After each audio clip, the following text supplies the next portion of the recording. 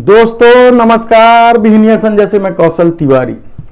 अपनी असफलता छुपाने के लिए सत्ता ने हमेशा ही या तो राष्ट्रवाद का सहारा लिया या धर्म का, और इस फेर में लोगों ने भी पट्टा पहनना शुरू कर दिया। पट्टा पहनना तो ठीक है, लेकिन यदि पट्टा बांधा जा रहा है तो गड़बड़ यही है, क्योंकि पट्टा बांधने का मतलब है आपकी कंठ की आज़ादी को नष्ट करना है, आपके दिमाग और दिल के बीच की दूरी बढ़ा देनी है। तब सवाल ये है कि क्या इन दिनों जो धार्मिक उन्माद की खबरें गर्म हैं वह खबरें होनी चाहिए? खबर तो होनी थी आषाढ़ के इस मौसम में जहां बारिश का कहर है और कहीं बारिश नहीं होने से किसान चिंतित है। खबर तो होनी थी सरकार की असफलता की, जो महंगाई को रोक ही नहीं पा रही है। लगातार महंगाई बढ़ रही है। जब वह सत्ता में आई थी तो महंगाई को लेकर चिल्ल पौ करती थी। खबर तो होनी चाहिए डॉलर के मुकाबले रुपये के गिरते स्तर पर। यदि इसी तरह का गिरना रुपयों का जारी रहा तो यकीन मानिए यह देश बर्बादी की उस कगार पर पहुंच जाएगा जो किसी के संभाले नहीं समझ सकता। खबर तो बेरोजगारी की होनी चाहिए और किस तरीके से अग्निपथ योजना में बेरोजगारों के साथ खिलवाड़ किया जा रहा है। यही नहीं, हम परमवीर चक्रधारी बाना सिंह की बात माने तो इससे न केवल सेना बर्बाद हो जाएगी बल्कि पाकिस्तान और चाइना जैसे हमारे परंपरागत दुश्मन को भी मदद मिलेगी। यही बात भाजपा द्वारा नियुक्त गवर्नर सतपाल मलिक भी इसी तरह की बात कर रहे हैं। लेकिन जब आदमी पर धर्म का चश्मा पहना दिया जाए, उस पर उसका पट्टा बांध दिया जाए उसके गले में, तो वह कुछ सोच ही नहीं पाता है। उसके भीतर सोचने समझने की तमाम चेतना नष्ट हो जाती है। यही असंतुलन धरती को भी बर्बाद करता है, देश को भी बर्बाद करता है और व्यक्ति को भी बर्बाद करता है। कल तक पूरी दुनिया England is the classroom of the world कहता था। उसके बाद स्थिति बदली और लोगों ने कहना शुरू कर दिया कि New York is the classroom of the world, और भारत इस सबसे इतर अपने को विश्व गुरु बताने और बनाने की कोशिश में लगा है। आप मनुष्य नहीं बना रहे हैं, किसी को विश्व गुरु कैसे बनाएंगे, यह सबसे बड़ा सवाल आज के दौर में उठने लगा है। क्या हो रहा है इस देश में यह किसी से छिपा नहीं है। अभिव्यक्ति की आजादी के नाम पर जिस तरीके से खिलवाड़ किया जा रहा है या अभिव्यक्ति की आजादी का गला घोटा जा रहा है, यह क्या वर्तमान राजनीति या देश के वर्तमान स्थिति के लिए उचित है? फिर बढ़ गए रसोई गैस के सिलेंडर। विपक्ष प्रदर्शन करने निकल पड़ा, लेकिन क्या इससे रसोई गैस की कीमत कम हो जाएगी? लोगों की तकलीफें कम हो जाएगी? धार्मिक उन्माद के इस दौर में दहशत इस तरह लोगों में कायम है कि वे आराम से, आसानी से अपना काम भी नहीं कर पा रहे हैं। एक तरफ लोग महंगाई से त्रस्त हैं, दूसरी तरफ धार्मिक उन्माद ने देश के वातावरण को विषैला और जहरीला बना दिया। इसके बाद भी आपको फिर हम बता दें कि पट्टा पहनना दूसरी बात है, लेकिन यदि पट्टा बांधा जाए तो फिर वह गुलामी का प्रतीक है। लेकिन आप यह समझने को तैयार ही नहीं है कि किस तरीके से आपके गले में पट्टा बांधकर आपकी बुद्धि, चेतना और भाव के बीच असंतुलन पैदा कर दिया गया है। में ऐतराज पट्टा पहनने से कतई नहीं है, पर यह तो जान ले कि पट्टा पहनकर बुद्धिवाद का पत्थर गड़ना जो चाहते हैं आप, या बुद्धिजीवी बनना चाहते हैं या अपने लिए धर्म की रक्षक बनना चाहते हैं, वह इस ग्लोबल विलेज के दौर में कहां फिट बैठता है। यह दौर आधुनिकता का दौर है और आप दुनिया से कटकर या सिर्फ अपने धर्म को श्रेष्ठ मानकर आप इस दुनिया में नहीं जी सकते हैं। इस बात को शायद गुरुदेव रविन्द्रनाथ टैगोर ने साहित्य के माध्यम से 1920 में ही कह दिया था कि विश्व साहित्य की बात उन्होंने की थी। कुछ लोगों ने ग्लोबल विलेज की बात की थी और उससे भी पहले हमारे पुरातनों ने तो कहा था वसुदेव कुटुंबकम।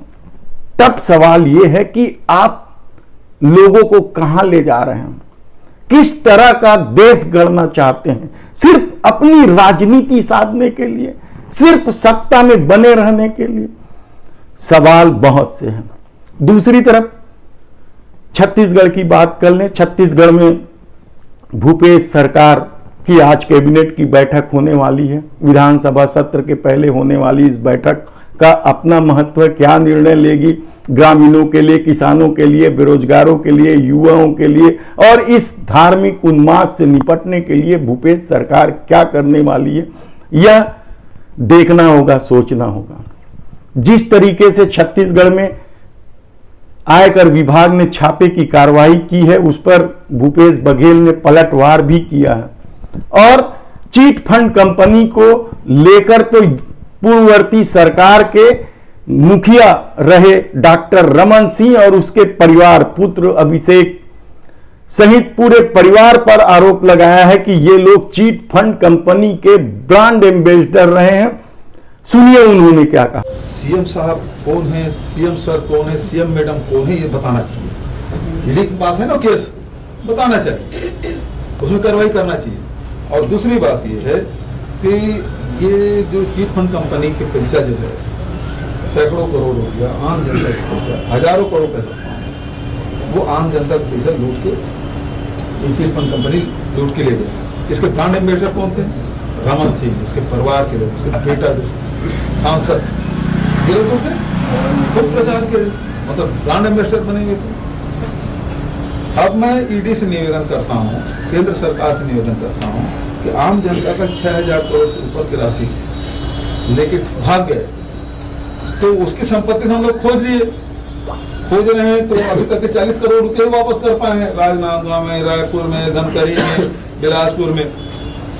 लेकिन आंकड़ा जो हम लोग निकाले हैं वो 6000 करोड़ के आसपास आता है। इसका मतलब मनी लॉन्ड्रिंग हुआ, मनी लॉन्ड्रिंग हुआ है।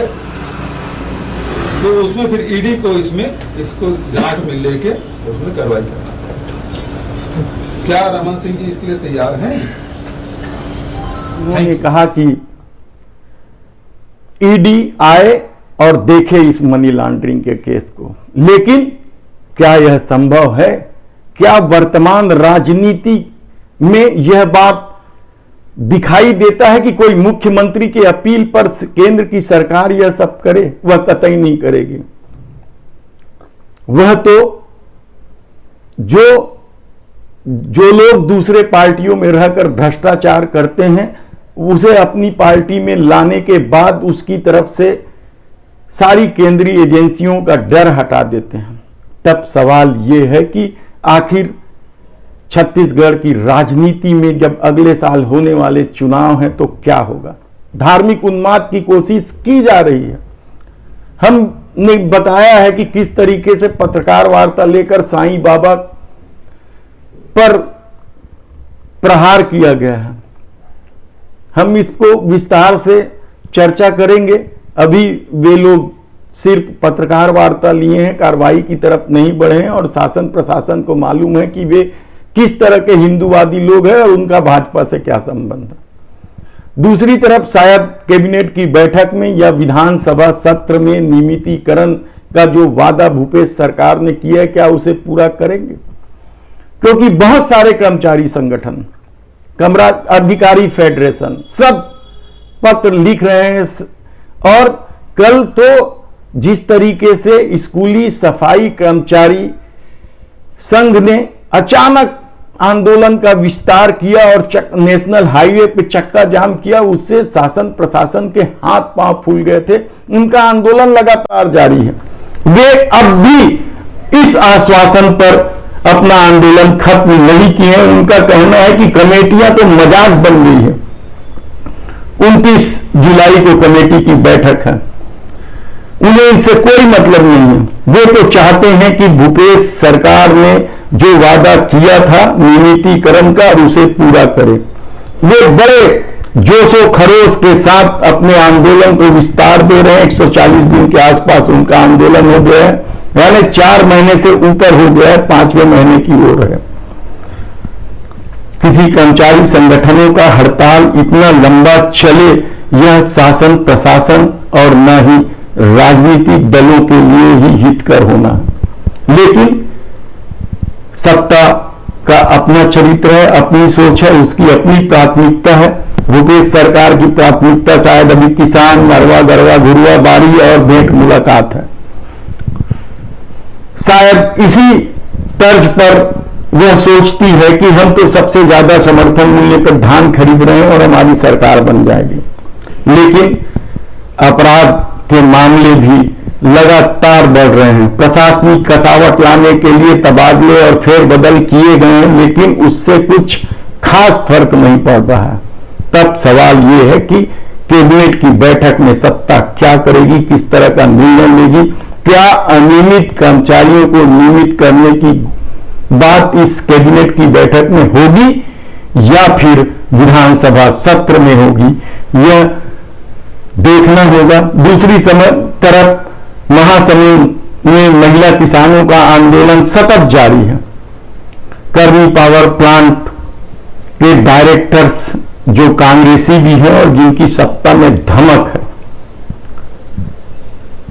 उसके खिलाफ ये महिला किसान आंदोलन नहीं कर रहे हैं, बल्कि शासन प्रशासन के उस नीति के खिलाफ कर रहे हैं जिसके तहत ग्रामीण क्षेत्र के काश्तकारी की जमीन, आदिवासियों की जमीन, सरकारी जमीन, मजूरी की जमीन दे दी गई है।